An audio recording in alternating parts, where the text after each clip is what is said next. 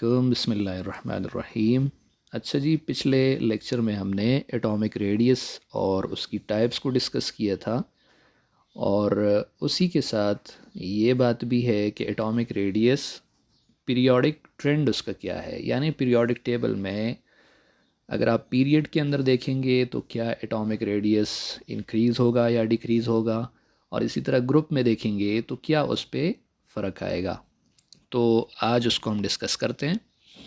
सबसे पहले देखें वही बातें कि एटॉमिक रेडियस क्या है, तो दोबारा से इसने डिफ़ाइन किया हुआ है, the distance between the nucleus and outer most shell of electrons of an atom is called atomic radius. ठीक है, ये बात पहले भी हो चुकी है। इसी तरह यूनिट्स की बात है तो ये भी हमने पहले डिस्कस कर ली थी कि एटॉमिक रेडियस को मैयर किया जाता है एंगस्ट्रॉम में, नैनोमीटर में या पिकोमीटर में। ठीक है, और फिर मैंने आपको बताया था कि 1 एंगस्ट्रॉम कितने के बराबर होता है, 10⁻⁻10 मीटर के बराबर होता है, या -8 सेंटीमीटर के बराबर होता है, या 10⁻⁻1 नैनोमीटर के बराबर होता है, या 100 पिकोमीटर के बराबर होता है। ठीक है, और इसके साथ मैंने आपको ये भी बताया था कि आप ये भी याद रखिए कि 1 पिकोमीटर कितने मीटर के बराबर होता है, 10⁻⁻12 मीटर। इसी तरह 1 नैनोमीटर 10⁻⁻9 मीटर के बराबर होता है। और मेजरमेंट कैसे की जाती है एटॉमिक रेडियस की, तो उसके लिए मुख्तलिफ़ टेक्निक्स हैं, जैसे XRD है, एक्स रेज डायफ्रैक्शन है, इलेक्ट्रॉन डायफ्रैक्शन है, IR स्पेक्ट्रोस्कोपी है, और NMR स्पेक्ट्रोस्कोपी है। अब वो कौन से फैक्टर्स हैं जो एटॉमिक रेडियस को इफ़ेक्ट करते हैं, तो सबसे पहला फैक्टर जो है वो है number of shells. Number of shells, देखिए किसी एटम में फॉर एग्जांपल ये न्यूक्लियस है और ये पहला शेल, ये दूसरा शेल और ये तीसरा शेल, तो देखिए जितने नंबर ऑफ़ शेल्स बढ़ेंगे तो सीधी सी बात है एटॉमिक रेडियस भी क्या होता जाएगा, इंक्रीज़ होता जाएगा। ठीक है, उसके बाद है effective nuclear charge. Positive charge, जो नेट पॉजिटिव चार्ज होता है न्यूक्लियस के ऊपर, जिसकी वजह से वो इलेक्ट्रॉनों को क्या करता है, अट्रैक्ट करता है, उसको क्या कहते हैं, इफेक्टिव न्यूक्लियर चार्ज। तो देखिए उसको डिफाइन ऐसे किया हुआ है, the net positive charge on nucleus which attracts the electron is called effective nuclear charge. तो देखिए जितना चार्ज न्यूक्लियस के ऊपर ज़्यादा होता जाएगा, पॉजिटिव चार्ज जितना न्यूक्लियस के ऊपर ज़्यादा होता जाएगा तो उतना ज़्यादा अच्छा वो क्या करेगा, इलेक्ट्रॉन्स को अपनी तरफ अट्रैक्ट करेगा, और अट्रैक्शन ज़्यादा होगी तो एटॉमिक रेडियस क्या होगा, कम होगा। ठीक है जी। उसके बाद तीसरा जो फैक्टर है वो है शील्डिंग इफेक्ट, या उसको कहते हैं स्क्रीनिंग इफेक्ट। अब शील्डिंग इफेक्ट या स्क्रीनिंग इफेक्ट किसको कहते हैं, तो ये है the decrease in the attraction of nucleus on the valence shell electrons due to inner shell electrons is called shielding effect. देखिए ये न्यूक्लियस है, ठीक है, और ये सबसे आउटर मोस्ट शेल है। तो इस न्यूक्लियस की बाहर शेल के, आखिरी शेल के जो इलेक्ट्रॉन है या बाहरी वाले जो इलेक्ट्रॉन है उनके ऊपर अट्रैक्शन है, लेकिन दरमियान में कुछ और इलेक्ट्रॉन्स भी हैं, कुछ और शेल्स भी हैं। तो ये क्या कर रहे होंगे, ये इलेक्ट्रॉन्स ये जो दरमियान में हैं ये बाहर वाले इलेक्ट्रॉन को बचा रहे होंगे, किससे, न्यूक्लियस की अट्रैक्शन से। तो ये इफेक्ट ही क्या कहलाता है, जिसकी वजह से ये जो अट्रैक्शन है न्यूक्लियस की बाहर वाले इलेक्ट्रॉनों के ऊपर, अंदर के इलेक्ट्रॉनों की स्क्रीनिंग की वजह से या शील्डिंग की वजह से ये अट्रैक्शन कम हो जाती है। तो इस इफेक्ट को क्या कहते हैं, स्क्रीनिंग इफेक्ट कहते हैं या शील्डिंग इफेक्ट कहते हैं। और देखिए जितने नंबर ऑफ़ शेल ज़्यादा होते जाएंगे तो स्क्रीनिंग इफेक्ट भी ज़्यादा होता जाएगा, और स्क्रीनिंग इफेक्ट ज़्यादा होगा इसका मतलब वैलेंस शेल इलेक्ट्रॉनों के ऊपर न्यूक्लियस की अट्रैक्शन क्या होती जा रही है, कम होती जा रही है। अट्रैक्शन कम होगी तो इसका मतलब इलेक्ट्रॉन न्यूक्लियस से दूर होंगे, और दूर होंगे तो क्या होगा, एटॉमिक रेडियस इंक्रीज़ करेगा। ठीक है, अब चलिए ट्रेंड देखते हैं। सबसे पहले वेरिएशन आपको बता रहे हैं ग्रुप के अंदर। तो देखिए किसी भी ग्रुप में जब आप ऊपर से नीचे की तरफ आते हैं तो याद रखिए, फॉर एग्ज़ाम्पल आप पहले ग्रुप को ले लीजिए। जैसे पहले ग्रुप में है हाइड्रोजन, उसके बाद है लिथियम, उसके बाद है सोडियम, उसके बाद है पोटाशियम, उसके बाद रुबीडियम, सीजियम, फ्रेंशियम वगैरह। तो यहाँ पे देखिए हाइड्रोजन के पास सिर्फ एक ही शेल होता है, लिथियम के पास 2 शेल हो जाते हैं, सोडियम के पास 3 शेल हो जाते हैं, पोटाशियम के पास 4 शेल हो जाते हैं। इसी तरह नीचे आप चलते जाएं 6-7 शेल हो जाते हैं, यानी हर पॉइंट के ऊपर एक एक शेल का इजाफा होता जा रहा है। और अभी हमने फैक्टर्स में पढ़ा कि जितने नंबर ऑफ शेल्स बढ़ेंगे तो उतनी ही क्या होगी, शील्डिंग इफ़ेक्ट भी ज़्यादा होगा। शील्डिंग इफ़ेक्ट होने की वजह से इलेक्ट्रॉनों के ऊपर जो अट्रैक्शन है वो कम होगी, और न्यूक्लियस से डिस्टेंस ज़्यादा होगा, और डिस्टेंस ज़्यादा होगा तो डेफिनेटली क्या होगा जी, एटॉमिक रेडियस इंक्रीज़ करेगा। तो ग्रुप में जनरली ट्रेंड ये है कि from top to bottom atomic radius increase करता है। जैसे इसने यहाँ पे लिखा हुआ है, फॉर एग्जांपल लिथियम का साइज़ देखिए, ये 152 पिकोमीटर है।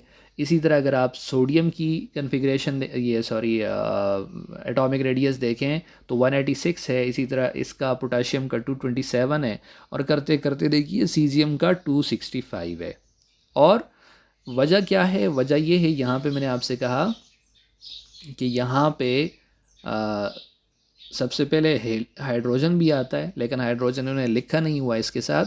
तो हाइड्रोजन के पास सिर्फ एक ही शेल होता है। यहाँ पे देखिए इसके पास 2 शेल हैं। इसके पास कितने शेल हैं, 3, यहाँ पे 4, 5, 6, और इस तरह अगर आप फ्रेंशियम को देखें तो उसके पास 7 शेल हो जाते हैं। ठीक है, तो नंबर ऑफ शेल इंक्रीज़ होने से एटॉमिक रेडियस क्या हो रहा है, इंक्रीज़ हो रहा है। ठीक है जी। उसके बाद पीरियड के अंदर अगर आप देखें तो देखिए पीरियड में, याद रखिए किसी भी पीरियड में जो वैलेंस शेल है वो क्या रहता है, सेम रहता है। मिसाल के तौर पे अगर थर्ड पीरियड की आप बात करते हैं, थर्ड पीरियड की, तो याद रखिए अगर आप थर्ड पीरियड कहते हैं तो इसका मतलब उसके अंदर जितने भी एलिमेंट्स हैं उनके अंदर वैलेंस शेल कौन सा होगा, तीसरा होगा।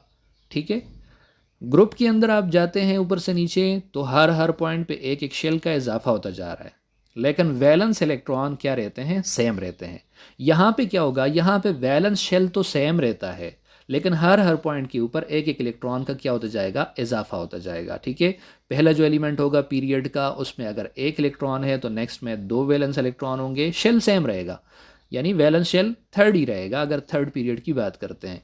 सिर्फ एक एक पॉइंट के ऊपर क्या होता जाएगा, इलेक्ट्रॉन ज़्यादा होते जाएंगे, जैसे 1 2 3, इस तरह 4 5 6 7 8, इस तरह इलेक्ट्रॉन्स क्या होते जाएंगे, ज़्यादा होते जाएंगे।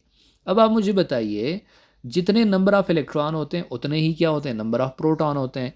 तो जब नंबर ऑफ़ इलेक्ट्रॉन ज़्यादा होंगे तो डेफिनेटली न्यूक्लियस के अंदर नंबर ऑफ़ प्रोटॉन्स भी ज़्यादा होंगे। और देखिए इफेक्टिव न्यूक्लियर चार्ज क्या होता जाता है, ज़्यादा होता जाता है।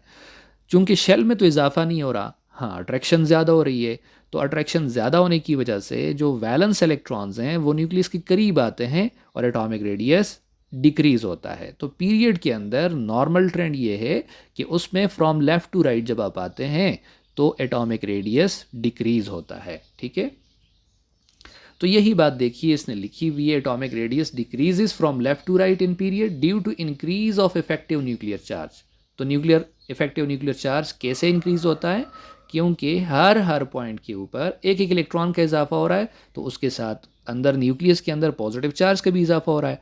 और शेल चूंकि वही सेम है, तो शेल सेम होने की वजह से इलेक्ट्रॉन्स क्या होते हैं, अट्रैक्शन ज़्यादा होती जाती है हर हर पॉइंट के ऊपर, और एटॉमिक रेडियस क्या होता है, डिक्रीज होता है। ठीक है, यही बात लिखी हुई है।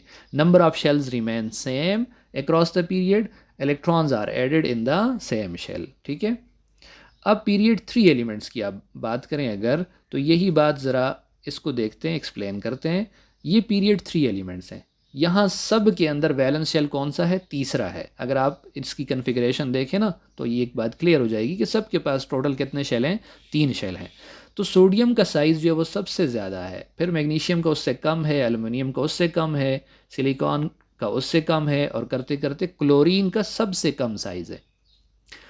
अब होना ये चाहिए था कि क्लोरीन के बाद जो आर्गन है, आर्गन, तो वो सबसे कम उसका एटॉमिक रेडियस होता, लेकिन उसका एटॉमिक रेडियस क्या हो गया, ज़्यादा हो गया। इसकी क्या वजह है, तो देखिए इसकी वजह ये है, ये तो पहले आपको नज़र आ रहे हैं ये मेटल्स हैं तो इनके लिए मेटालिक रेडियस होगा, आगे जो हैं नॉन मेटल्स वगैरह हैं तो उनके लिए कवलेंट रेडियस वगैरह होगा। लेकिन यहाँ पे ये जो आर्गॉन है इसके लिए जो रेडियस है, बताइए इसके लिए रेडियस कौन सा होगा, क्योंकि ये तो नोबल गैस है, ये तो कवलेंट बॉन्ड नहीं बनाता, ये तो आयनिक बॉन्ड भी नहीं बनाता, तो इसके लिए आप देखते होते हैं वंडर वाल रेडियस। और देखिए हमने पहले ही जिक्र कर दिया था जब हमने इसकी टाइप्स को डिस्कस किया था कि वंडर वाल रेडियस क्या होता है, हमेशा ज़्यादा होता है, क्योंकि वीक अट्रैक्शन है, वीक अट्रैक्टिव फोर्सेस हैं वंडर वाल, और जो मॉलिक्यूल्स होते हैं उनके दरमियान फासला ज़्यादा होता है, तो इस वक्त जो आप रेडियस निकालते होते हैं वो रेडियस क्या होता है, बाकियों के मुकाबले में वो रेडियस ज़्यादा होता है। तो यहाँ आर्गॉन के लिए चूँकि वंडर वाल रेडियस होता है, तो इस वजह से इसका रेडियस बाकियों से क्या है, ज़्यादा है। और दूसरी बात ये है, देखिए ये है सैम शेल में इलेक्ट्रॉन का इजाफा होता जा रहा है। तो जब आप आते हैं आर्गॉन के ऊपर, तो यहाँ पे आके एस के अंदर और पी के अंदर इलेक्ट्रॉन्स मुकम्मल फिल हो जाते हैं। यहाँ पी के अंदर पहुँचकर देखिए, यहाँ एस में एक इलेक्ट्रॉन था, यहाँ पे दो हो गए। यहाँ फिर उसी तरह एस में दो इलेक्ट्रॉन है, लेकिन साथ पी में एक इलेक्ट्रॉन हो गया। यहाँ पी में दो इलेक्ट्रॉन हो गए, यहाँ तीन हो गए, या चार, यहाँ पाँच, और यहाँ पे देखिए पी के अंदर मुकम्मल 6 इलेक्ट्रॉन्स हो गए। तो यहाँ पे आप यूँ समझिए कि शेल क्या हो गया, कंप्लीट हो गया। ये सब शेल में जितने इलेक्ट्रॉन्स आ रहे थे उतने ही इलेक्ट्रॉन आ गए। अब जितने इलेक्ट्रॉन ज़्यादा हो गए, तो इलेक्ट्रॉन्स की आपस में क्या भी होती है, म्यूचुअल रिपल्शन भी होती है। तो जब रिपल्शन होगी तो लाजमी बात है एक फ़कीर को दूसरा फ़कीर बुरा लगता है। तो म्यूचुअल रिपल्शन की वजह से शेल जो है वो क्या कर जाता है, एक्सपेंड कर जाता है, और एक्सपेंड करने से भी उसका क्या होता है, एटॉमिक रेडियस इंक्रीज़ हो जाता है। तो यहाँ तक हमने एटॉमिक रेडियस और उसका ट्रेंड, उसकी टाइप्स और उसको कैसे मैयर किया जाता है, ये सारी बातें हमने डिस्कस कर ली।